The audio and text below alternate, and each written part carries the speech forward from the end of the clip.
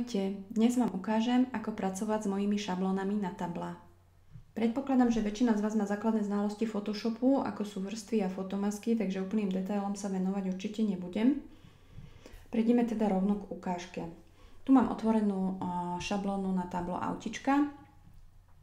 Prvne, než vám začnem ukazovať, ako s ňou pracovať, čo odporúčam mať otvorené na paneli nástrojov, je určite Characters alebo písma, a Properties, to si ukážeme neskôr, a veľký panel s vrstvami. Ako si všimnete, jednotlivé vrstvy delím do skupín, ktoré máte farebne označené pre lepšiu orientáciu. Tu máte napríklad skupinu pozadia, čiže do pozadia patria všetky tieto prvky, všetky tieto obrázky. A keď si ešte rozbalíte skupinu obrázkov, zistíte, že vlastne každý obrázok má samostatnú vrstvu a môžete s ním pohybovať. To je vhodné napríklad vtedy, keď meníte počet rámikov a potrebujete si tie obrázky nejak poposúvať. Ďalej vám píšem, ak máte možnosť zmeniť si farbu pozadia. V tomto prípade máte nejakú predpripravené žlté pozadie, ale dvojklikom do tohto políčka, do tejto vrstvy si tú farbu zmeníte na akúkoľvek inú.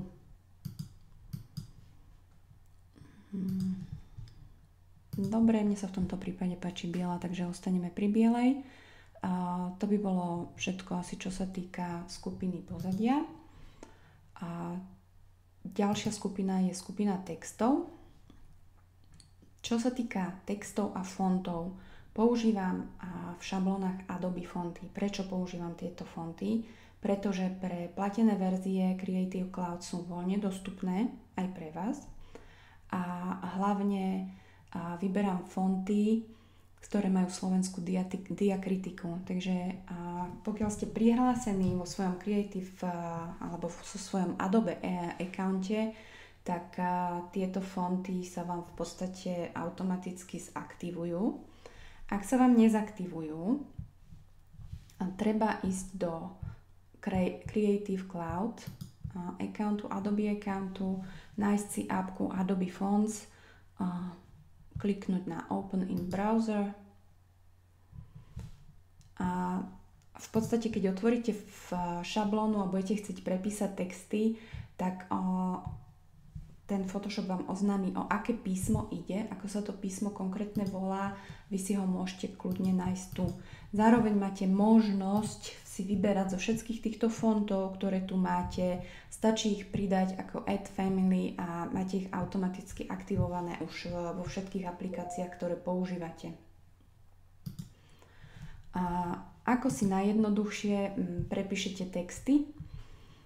Za mňa je to spôsob, že si dvojklikom kliknem na toto téčko a môžem voľne prepisovať. Napríklad takto.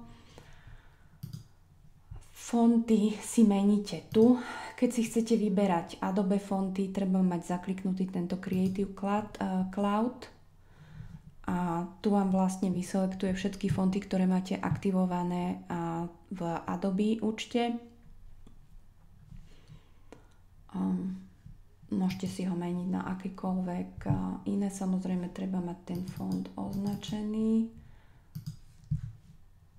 A rovno máte už aj náhľad, ako ten text vyzerá v tom konkrétnom fonte.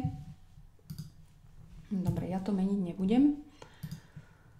A to by bolo asi všetko k fontom, čo ma momentálne napadá. Máte tu viacero možností, čo sa týka, ak chcete mať napríklad hrubšie to písmo, alebo naklonené, alebo všetky písmená, aby boli písané veľkými tlačenými písmenami a podobne. Je tu veľa možností, rozostupy medzi písmenami a tak ďalej. Ideme teda asi k najdôležitejšej časti šablóny a to sú jednotlivé rámiky, kde vkladáte vaše fotky detičiek. Keď si rozbalíme skupinu fotiek a zistíte, že vlastne fotky delím do jednotlivých radov, V jednotlivých radoch ich delím na samostatné rámiky alebo fotky, foto 1, foto 2 a tak ďalej. A každý jeden rámik mám ďalej rozdelený na vrstvy s textom. Vrstva, kde budete vkladať vašu fotku alebo pod ňu. Fotomaska, pole, kde sa zobrazí vaša fotka a rámik.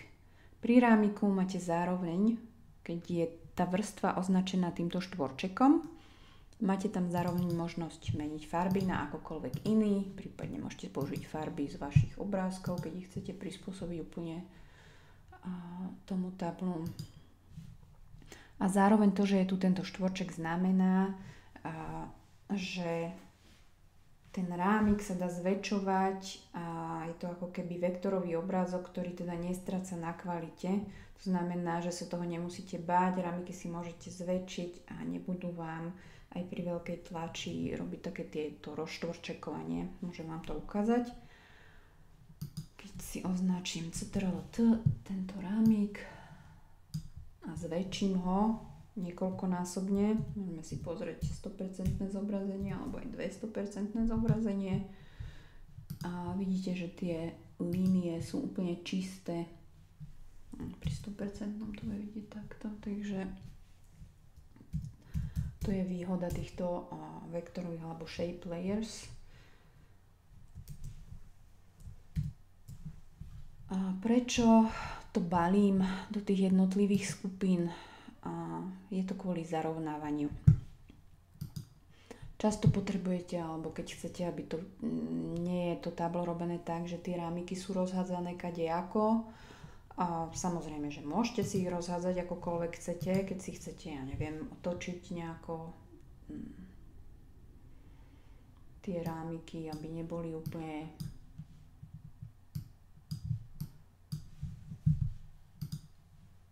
presne rozostúpené, aby to bolo také trošku pestrejšie. Máte aj takúto možnosť.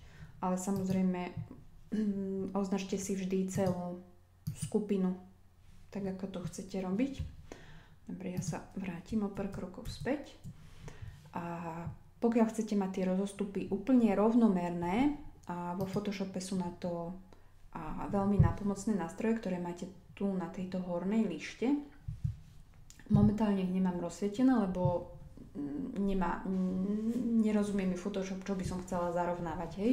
Pokiaľ si označím, že chcem zarovnávať vlastne tieto 3 rady zároveň so shiftom, označím si všetky 3 skupiny, tak už sa mi rozsvietia a môžem ich začať používať.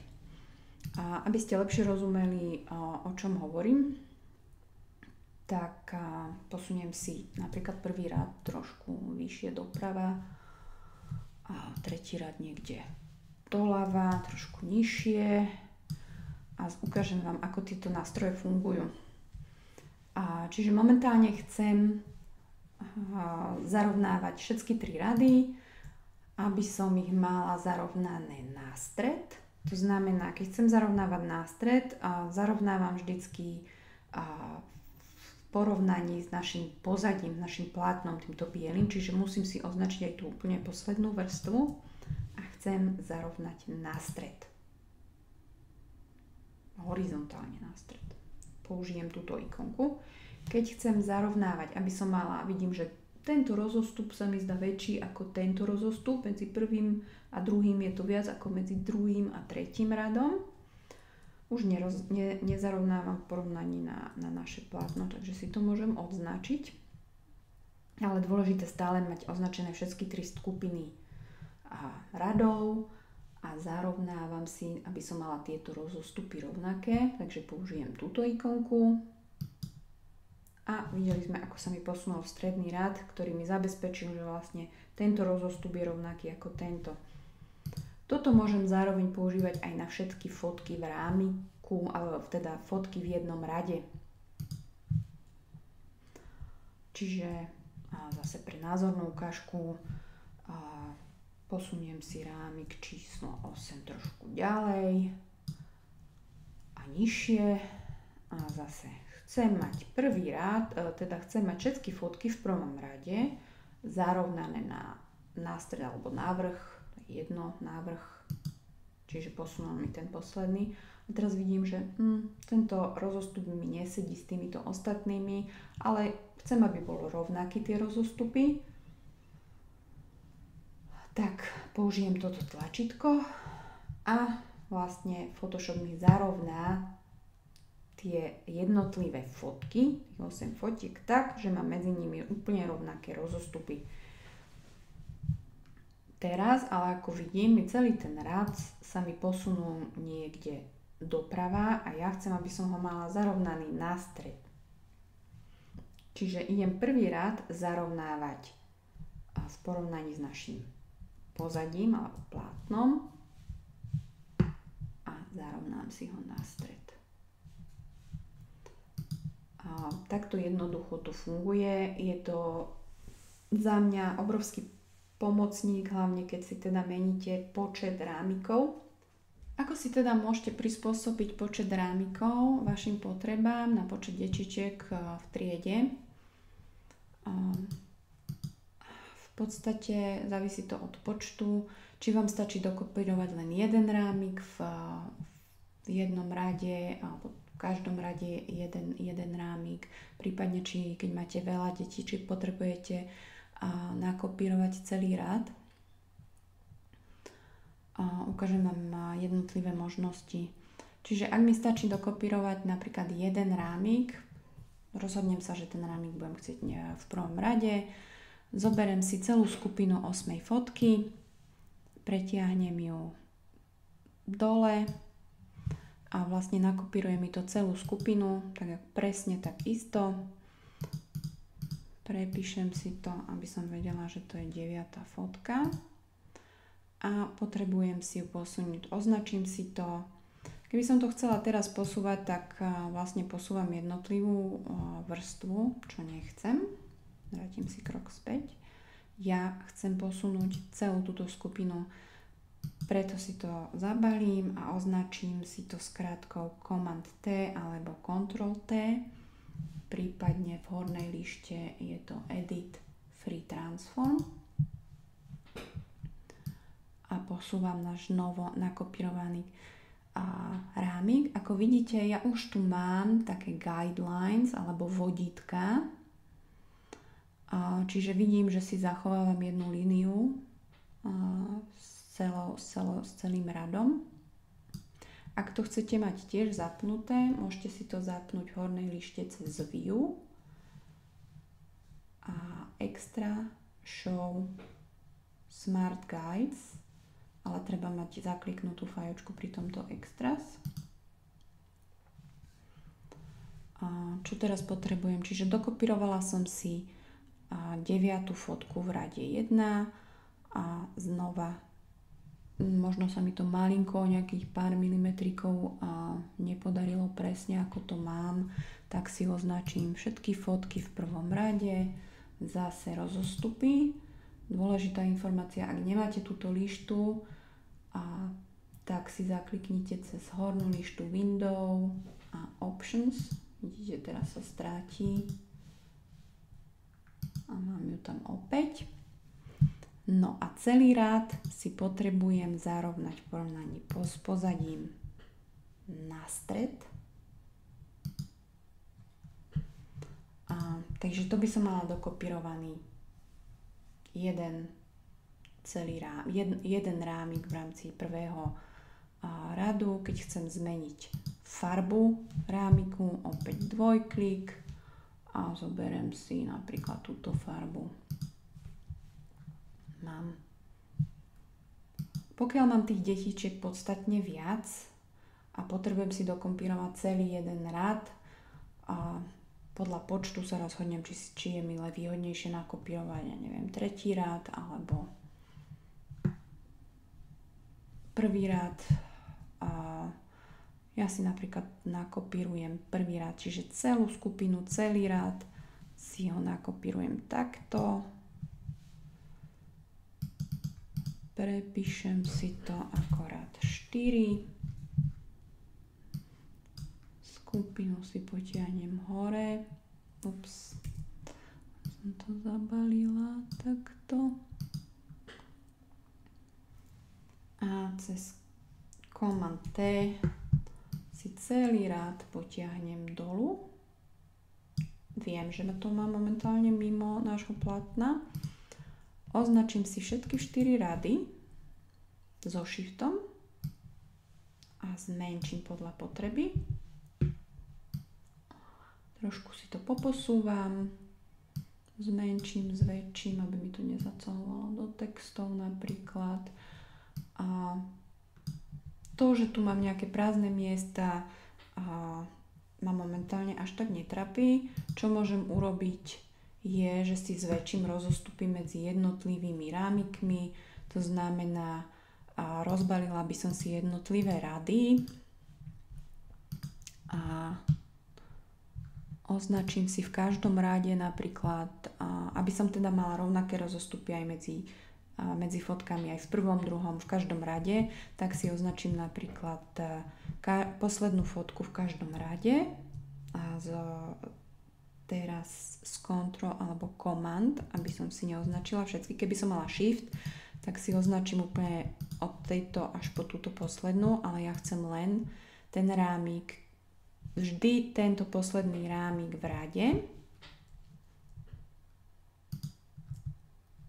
V druhom rade, čiže s komandom alebo s Ctrl, Command T a posuniem si všetky tieto fotky napríklad takto a idem si urobiť zarovnať rozostupy. Hop, 4. rad, 3. rad, 2. rad, 1. rad. Teraz si zarovnám všetky rady na stred. Označím si všetky rady aj s pozadím, s plátnom a zarovnám na stred. Mám dokopírovaný počet rámikov. Keď mi niečo niekde nesedí, napríklad tento text, tak si ho posuniem trošku nižšie. Autíčko tiež.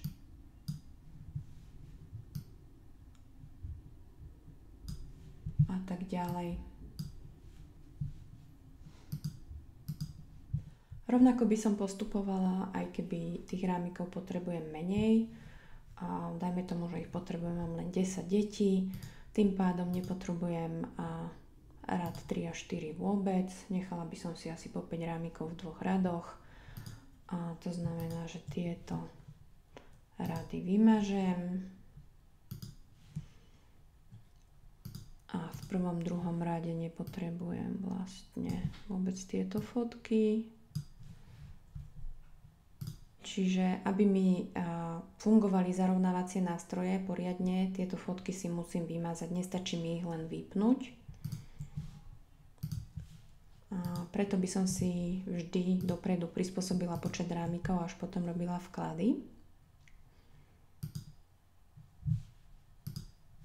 No, mám prvé 2 rady po 5 fotiek. Označím si všetko. Rad 1, rad 2.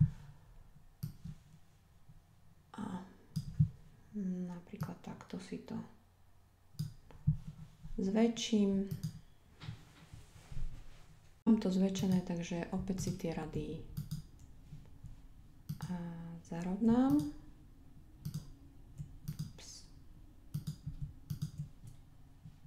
Čiže 2 rady so shiftom a posledný s komandom. Zarovnám si to na stred.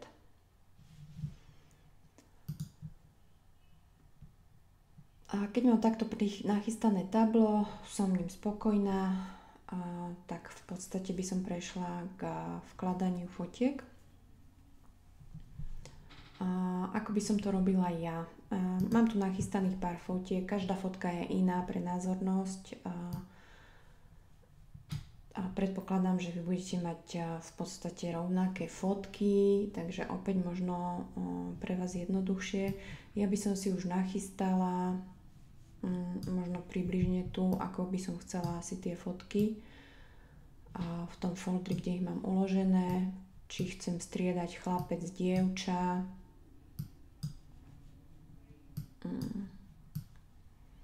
koho chcem asi približne v prvom rade. A označila by som si možno menami už fotky detí. A postupovala by som takto. Tieto fotky viem, že chcem v prvom rade, tak by som si označila prvý rad. Otvorím si okno s fotkami, označím si prvý rad a potiahnem. No. Teraz mi to bude otvárať všetky v Camera Raw, lebo to mám takto nastavené a nevadí, to odklikám.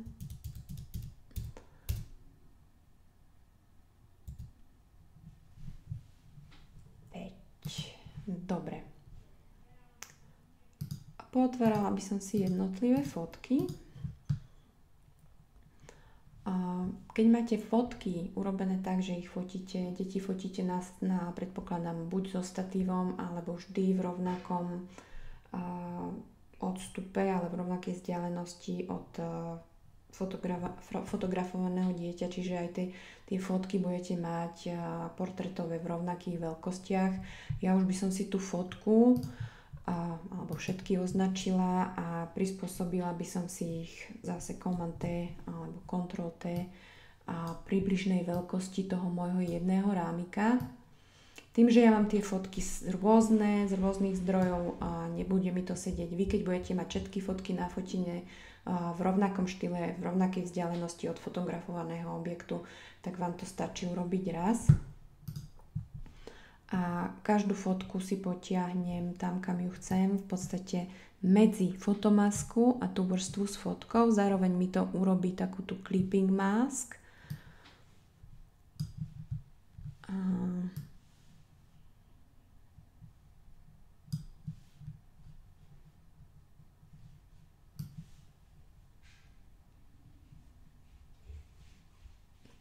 Mám Davida. A Lucku si potiahnem do prvej fotky. Zase medzi fotomasku a fotku. Keby sa mi strátila táto clipping mask, že sa vám odznačí táto šipôčka, v podstate stačí na tú vašu fotku, aby bola umiestnená nad vrstvou fotomaska a do tej vrstvy pravým tlačítkom na myši sa vám zobrazí ponuka. Zvolíte Create Clipping Mask. A teraz si už jednotlivé detičky zarovnám. A stále používam skratku Free Transform, čiže Ctrl T alebo Command T. Tu mám Kamila, vidím, že je to Kamil, takže označím si, môžem si hneď prepísať meno.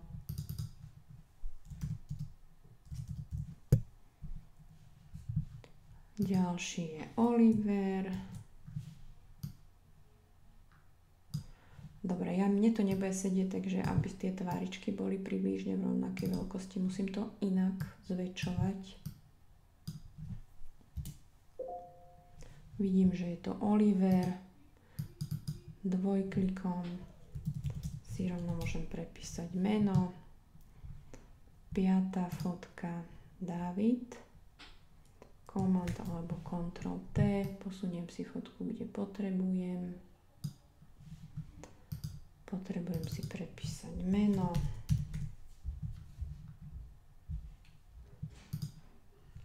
Katka. Command alebo Ctrl T, malinká fotka, nevadí. Enter, môžem si hneď prepísať meno.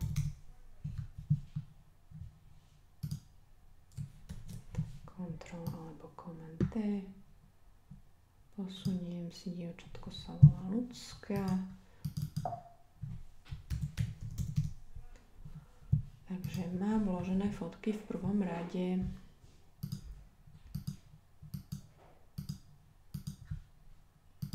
Takto by som pokračovala s druhým radom a v podstate mám pripravené tablo do tlače.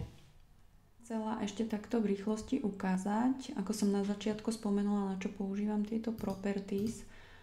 A v podstate v rôznych tablách mám tie spôsoby rámovania alebo oramovania fotiek rôzne a nie vždy sa dá farba meniť len touto výplňou. A napríklad v tomto table námorník a vidím, že výplň alebo rámik, mám tu rámik, ale mám aj oramovanie, čo je táto linka okolo tá modrá.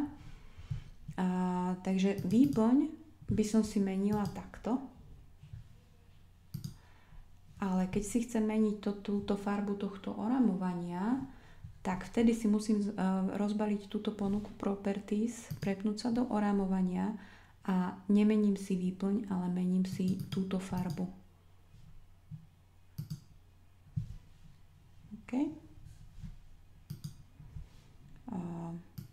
Rovnako to mám napríklad použité aj tu, v tomto novom table so zvieratkami. Tiež mám rámik. Vlastne tu mám použitú aj výplň, ale v tomto prípade som výplň nechala bielu. A v podstate to orámovanie si môžem zmeniť akokoľvek potrebujem.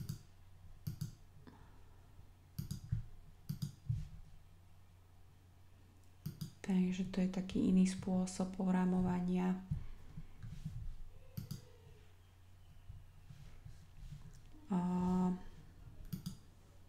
V rámikoch mám niekedy použité rôzne štýly alebo efekty, tie si môžete vypnúť, ak sa vám nepáčia. Sú to väčšinou nejaké tiene, tieňovanie a podobne. Čo by sa vám ešte mohlo zísť, je možno pripraviť si tablo do tlače. Niekedy sa vám môže stať, že vás v tlačiarniach hlavne budú pýtať, že potrebujú nejakú časť z každej strany na orez alebo na založenie, ak to budete tlačiť na nejaké plátna. Za mňa najjednoduchší spôsob, v tlačiarniach zvyčajne pýtajú 3 mm na orez z každej strany. A za mňa najjednoduchší spôsob je to robiť takto. Keď si chcete skontrolovať vlastne aký rozmer má tablo, ideme cez image size. Vidím, že má 90 na 60 cm, 300 dpi. Ak potrebujem z každej strany zväčšiť 3 mm, mám tu, v podstate urobím vám vodítka, aby ste videli ten rozdiel, ako to je teraz a ako to bude po zväčšení. Čiže toto je moje aktuálne plátno, chcem to zväčšiť. Najjednoduchší spôsob je ísť cez canvas size a mať zakliknuté toto. Ja mám biele pozadie, pozor na to. Takže dám si bielu a zväčším si vlastne relatívne na výšku aj na šírku. Keď chcem tu 3 mm a tu 3, tak potrebujem v podstate 6 mm. Čiže celá 6. Vlastne áno, aj tu 3 mm, aj tu 3. Kliknem OK. Keď si to zväčším, tak vidíte, že kde bol moje pôvodné plátno a že je asi o 3 mm z každej strany zväčšený. A v podstate znova si to môžete skontrolovať cez image size a už mám 90,6 a 60,6. Treba upozorniť tlačiara, že tú spadávku alebo tú rezervu na orez má pripravenú po 3 mm z každej strany. A v podstate už vám stačí len uložiť súbor. Nezabudnite save copy, aby ste si neprepísali šablónu. Tak snad ste to so mnou vydržali až na záver tohto videa. Ja dúfam, že ste si tu našli veľa užitočných tipov, ktoré vám uľahčia prácu so šablónou. A teraz si to môžete už len vyskúšať v praxi.